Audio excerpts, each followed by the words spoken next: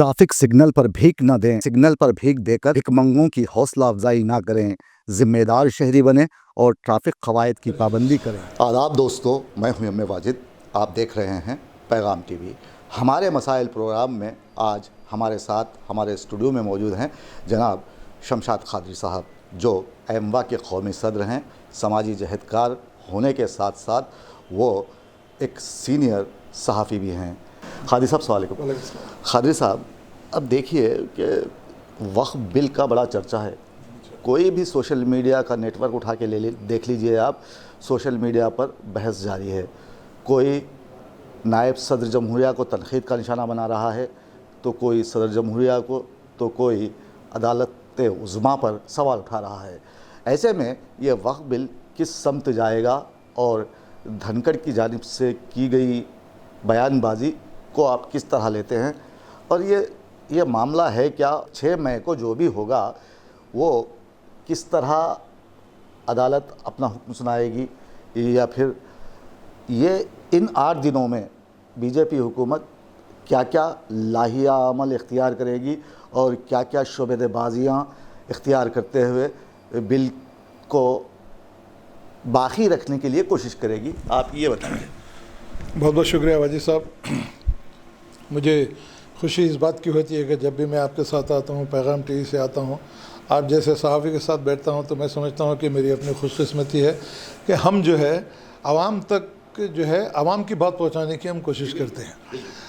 Actually होना ये चाहिए। धनगर साहब ने जिस तरीके से एक रिमार्क किया कि सदर जमहूरिया को जो है अदालत उस्मा किसी किस्म की जो है मदाखलत नहीं कर सकती, तो यकीनन सदर का होदा तो काबिल एहतराम, काबिल जो है फर्स्ट सिटीज़न ऑफ इंडिया है। मगर वाजिद साहब, मेरा सवाल यह है मिस्टर धनखड़ से, वाइस प्रेसिडेंट हैं आप, यकीनन आपकी पार्टी है, मरकज़ में आपकी हुकूमत है, आप जो है इसी तरह के बयान तो दें, आपका ही है, स्टेट भी आपका ही है। मैं ये कहना चाहूँगा कि अगर ठीक है, सदर जमहूरिया ने जब पार्लियामेंट में और राज्यसभा में जब निदाई ओर से राज्यसभा में पास हुआ, जब बिल पास हुआ, और ये हकीकत सब पे आया है, ये छुपा हुआ जो है सीक्रेट ये है कि ये मुसलमानों के साथ सख्त से सख्त नाइंसाफ़ी हुए, उनके इख्तियारात पर कारी ज़रब लगाई गई, आइन की खिलाफ वर्जी की गई, क़ानून की खिलाफ वर्जी की गई, और मुसलमानों के इख्तियारात को उनका जो अपना हक़ था उस पर ज़रब कारी लगाई गई मरकज़ी हुकूमत की जानिब से, मिस्टर नरेंद्र मोदी की जानिब से और मरकज़ी हुकूमत की जानिब से। तो मैं मिस्टर धनखड़ जो वाइस प्रेसिडेंट हैं, वो भी काबिल जो है एहतराम है, मैं उनसे ये सवाल करना चाहूँगा कि अदालत उज़्मा का क़याम ही इसीलिए अमल में लाया गया था कि जब किसी से नाइंसाफ़ी होगी तो हम अदालत उज़्मा में जाकर हमारी जो है तकालीफ़ को दूर करने के लिए हम वहाँ पर रुजू होना हमारे को किसी हाल पड़ेगा। बिल्कुल। अब खुद सुप्रीम कोर्ट के जज खुद फर्स्ट सिटीज़न ऑफ इंडिया है, और फिर अदलिया का मतलब ही फौत हो जाएगा ना। अगर अदलिया जो है स्टे देना चाह रही थी या उनसे कोई सवाल करना चाह रही थी, इस कानून जो बनाया गया है, तो ये मेरा अपना जमहूरियत में एक शमशाद खादरी हो या वाजिद साहब हो या कोई भी हो, उनका ये हक़ बनता है जमहूरियत में कि हमारे साथ जो नाइंसाफ़ी है उसको अदालत उज़्मा के साथ हम जो है रुजू होंगे। बिल्कुल। अब रहा सवाल अदलिया का, तो मैं एक बात ख़ास तौर से कहना चाहूँगा कि मुझे आज भी अदलिया पे भरोसा है, वो इंसाफ ज़रूर करेगा। मगर इस तरीक़े की बयानबाजी करना, इस तरीक़े की शोबदेबाजी करना, जैसा कि अभी आपने कहा कि किस तरीके की शोबदेबाजी की जाएंगी, मैं मिस्टर नरेंद्र मोदी से ये बात कहना चाहूँगा कि अब भी वक्त आ गया है कि अब ये शोबदेबाजी बंद कीजिए। चंद जो है मुट्ठी भर जो है अपना ईमान बेचने वालों को साथ ला के जो है एक शोबदेबाजी करते हुए जो है सोशल मीडिया पर फैला रहे हैं कि बोहरा फ़िरक़े के लोगों ने मेरा शुक्रिया अदा किया, मैं जो है पिछड़े मुसलमानों की जो है मदद के लिए क़ानून लाया हूँ। तो मैं सबसे पहले मिस्टर नरेंद्र मोदी से ये बात कहना चाहूँगा, मैं समझता हूँ कि आपकी पैदाइश से पहले ही जो वफ़ का क़ानून बन चुका था, वफ़ की जायदादें मुसलमानों के फलाह बहबूद के लिए क़ायम की गई थी। मिस्टर नरेंद्र मोदी, आपको मैं ये बात सवाल करना चाहूँगा कि तमाम आवाम को भी जानिब तवज्जो देना ज़रूरी है, शऊर आना उनमें बेहद ज़रूरी है। जब सबका साथ सबका विकास की बात आती है वाजिद साहब, तो फिर विकास की जब बात आती है तो फिर ये मुसलमानों की वफ़ की जायदादों जो उनकी अपना हक़ है उसके ऊपर ज़रबेकारी करते हुए उसको लूट के अपने चंद जो है दौलतमंद दोस्तों के हवाले करने की ये जो आपने साजिश की है, कोशिश है, साजिश है, कोशिश है, साजिश है।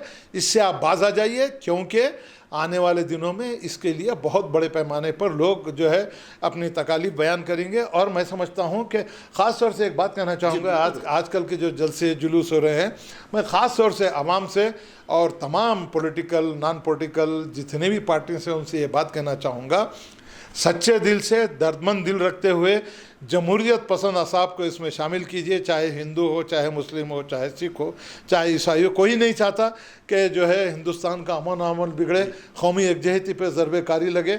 जिस तरीके से आज 2014 से पहले हिंदू मुस्लिम शेर शिकर थे, कभी मुसलमानों की जायदादों के ऊपर हमला नहीं किया गया। और ख़ुसूसी तौर पर एक बात कहना चाहूँगा, 200 साल पहले जो वक्फ की जायदादें हमारे नाम पे कर दी गई, अब उसके कागजात कहाँ से लाएंगे? मिस्टर नरेंद्र मोदी, मैं आपसे सवाल करना चाहूँगा। खुद अदालत ने भी ये सवाल पूछा। अदालत ने, अब मुझे हैरत की बात यह है कि अदालत ने वकील से ये सवाल किया कि भाई 200 साल पुराना जो है कागजात कहाँ से लाएंगे। यकीनन मैं जो है कोई जमहूरियत में होने के नाते ये सवाल भी कहना चाहूँगा, बहुत से मनादिर भी ऐसे हैं, बहुत से मसाजिद भी ऐसे हैं, बहुत सी ऐसी जायदादें जो हैं जिनके पास कागजात ही नहीं है।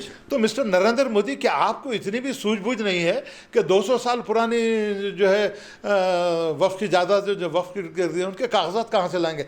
ये सिर्फ और सिर्फ आपके अपने मालदार दोस्तों की मदद करने के लिए, मुसलमानों को नए तरीके से परेशान करने के लिए, उनको माशी तौर पर बदहाल करने के लिए आपने ये शोबदेबाजी की है। इस प्रोग्राम में मैंने 3 सवाल रखे हैं। एक सवाल तो ख़त्म हो गया, अब ये दूसरा सवाल ये है कि अदालत उज़्मा ने पूछा है कि क्या आप इंडोमेंट की जायदादों में मुस्लिम हजरात गैर हिंदू को शामिल करेंगे? तो तुषार मेहता सटपटा गए।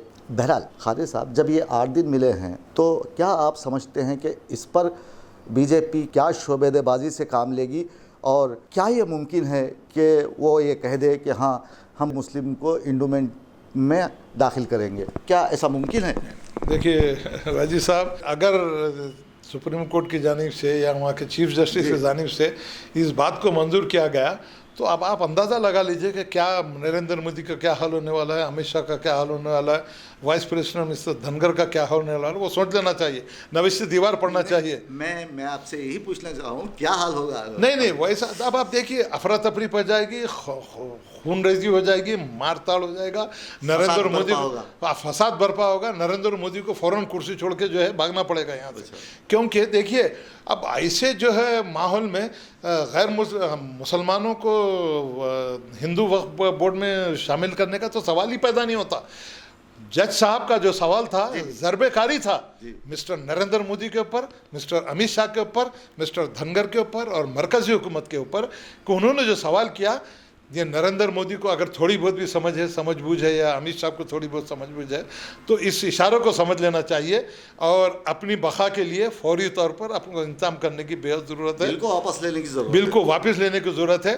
तो मैं इस वास्ते भी ज़्यादा इस बिल पे बात करने के, मैं आपको पहले जब मैं अपनी बात शुरू किया था ये बात किया, अदलिया पे हमको भरोसा करना चाहिए।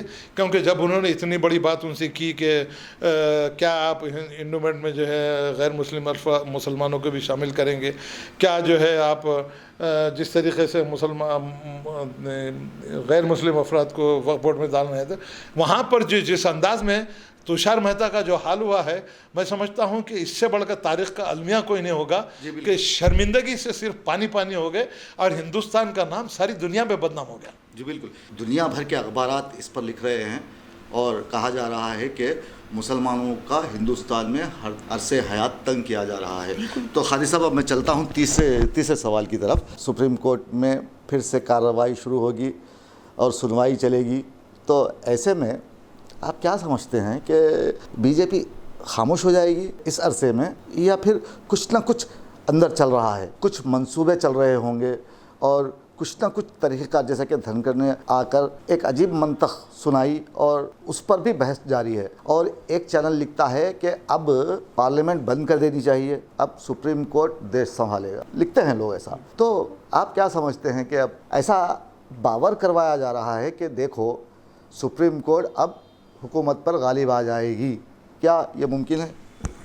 देखिए, अगर वाक़ई हिंदुस्तान एक जमहूरी मुल्क है, जिस तरीके से बाबा साहब अम्बेडकर ने जो क़ानून बनाया था, जिस तरीके से दस्तूर बनाया था, उसमें जो है सुप्रीम कोर्ट की बहुत ज़्यादा अहमियत है।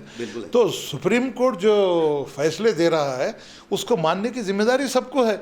अब वो गालिब आ जाएगी या नहीं आएगी, या मरकज़ी हुकूमत रहेगी। देखिए, ये पॉलिटिकल पार्टियां जो है आज हुकूमत रहने वाली है, आज नरेंद्र मोदी की हुकूमत रहने वाली, कल हटने वाली है, मगर सुप्रीम कोर्ट या अदलिया इसको तो तब्दील नहीं किया जा सकता ना वाजिद साहब। कभी तब्दील नहीं, कानून कैसा तब्दील होगा? इसमें तरमीम हो सकती है, तरमीम हो सकती है, मगर जिस तरीके से अब ये जो बिकाऊ जितने भी मीडिया वाले हैं, गोदी मीडिया है, इस तरीके के जो है ऐलानात करके, इस तरीके के बयान देके जो है आवाम में अफरा तफरी फैलाने की जो कोशिश कर रहे हैं, मैं इन गोदी मीडिया वालों से भी कहना होगा अब भी वक्त है, समझ जाइए, वरना आने वाला वक्त आपके वास्ते बहुत बुरा वक्त आने वाला है।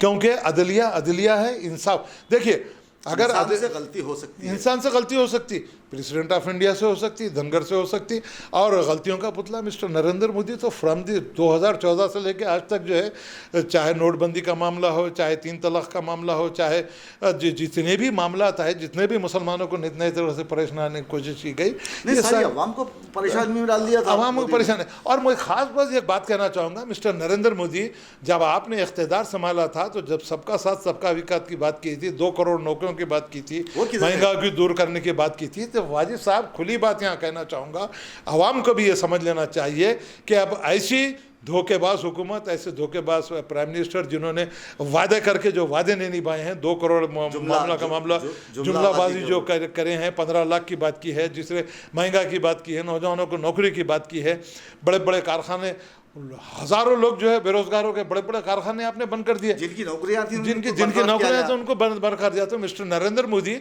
ये शोबादबाजी करने के बजाय वक्फ की जायदादों का मामला हो, 3 तलाक का मामला हो, अखलाक के क़त्ल का मामला हो, या फिर लवजहाद का मामला हो, इन तम चीज़ों से हट के अगर वाकई आप जमहूरियत पसंद है, अगर आप एक बड़ी जमहूरियत के प्राइम मिनिस्टर हैं, तो अब आपकी ये जिम्मेदारी बनती है कि एक जमहूरियत पसंद, एक शहरी होने के नाते, एक समाजी जहदकार होने के नाते, एक सीनियर जर्नलिस्ट होने के नाते मैं आपसे ये बात कहना चाहूँगा कि शोबदेबाजी बंद कीजिए, और जो वादे आपने मैनिफेस्टो में किए हैं, उन वादों को अगर आप पूरा करेंगे तो मैं समझता हूँ कि आपकी नेक नामी होगी। वरना इस तरीके की शोबदेबाजी करते हो, चल मुट्ठी भर ऐसे बिल्स ला के आवाम में आप करना क्या चाहते हैं? कितने दिन करना चाहेंगे? कितने दिन आपकी ज़िंदगी है, कितने दिन मेरी ज़िंदगी है? और जो आवाम जो तकालीफ बर्दाश्त कर रहे हैं, और कब तक मुसलमानों का इस्तेसाल करेंगे, कब तक मुसलमानों को परेशान करेंगे, कब तक मुसलमानों को माली तौर पर परेशान करेंगे? और खुसूसी तौर पे एक बात कहूँगा कि वक्फ की जायदादों का आपसे क्या ताल्लुक़ है मिस्टर नरेंद्र मोदी? वक्फ की जायदादों का आपसे क्या ताल्लुक़ है? मरकज़ी हुकूमत से क्या ताल्लुक़ है?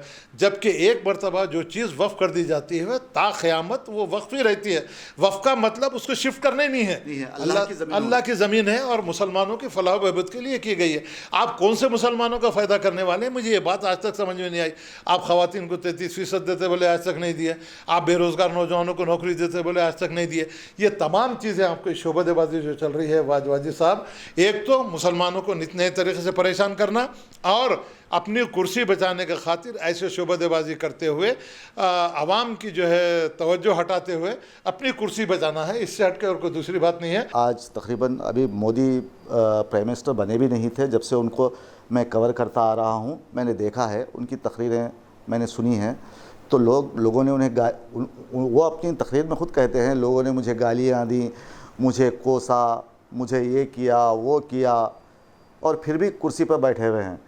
आदमी कब किसी को गालियाँ देता है खादिर साहब? जब ही देता है जब इससे नुकसान पहुँचे या तकलीफ़ पहुँचे, दिली तकलीफ़ पहुँचे, तब देता है। तो आपके गलत फ़ैसलों की वजह से हिंदुस्तान का नाम बदनाम हो रहा है। खादिर साहब ये कहने की कोशिश कर रहे हैं, और वो बता रहे हैं कि वक्फ बिल लाते हुए ज़मीनी हकीकत को आप छुपा नहीं सकते। ज़मीनी हकीकत कुछ और है। वक्फ बिल एक खालिस मजहबी है, इसको मजहबी अंदाज से पूरा करने के लिए इजाज़त दीजिए। और फिर प्लस बात यह है कि आप ऐसे बिलों को तो रहने ही दीजिए। आप अगर चाहते हैं कि मुसलमान तरक्की करें, तो फिर मुसलमानों को ये बात गलत क्यों लग रही है कि आपके इस बिल लाने की वजह उनकी बर्बादी है ना? तो खालिद साहब बताना चाह रहे हैं कि मुसलमानों के अरसे हयात को तंग करने के लिए ये बिल्कुल आया गया है, इसकी मुखालिफत ज़रूरी है। और उन्होंने बताया है कि गैर मुस्लिम हजरात भी, जिनमें कई लोग हैं जो माइनॉरिटी से ताल्लुक़ रखते हैं, ईसाई बरादरी और सिख बरादरी और दूसरे जो भी हैं, वो तमाम लोग मुसलमानों के इस एहतजाज से जुड़े। दोस्तों, कादी साहब ने बहुत आराम से और बहुत ही निहायत उम्दा तरीक़े से आपको बेहतरीन बातें बताईं। चलते चलते उन्होंने कहा कि मोदी हुकूमत नौश्ता दीवार पढ़ ले, ताकि सारी दुनिया में हुकूमत का नाम यूं ही बदनाम हो चुका है और अब मज़ीद हिंदुस्तान को दूसरे देशों के सामने आप शर्मिंदा ना करें। आप देख रहे थे पैगाम टीवी। हमें दीजिए इजाज़त। आदाब, शब बख़ैर।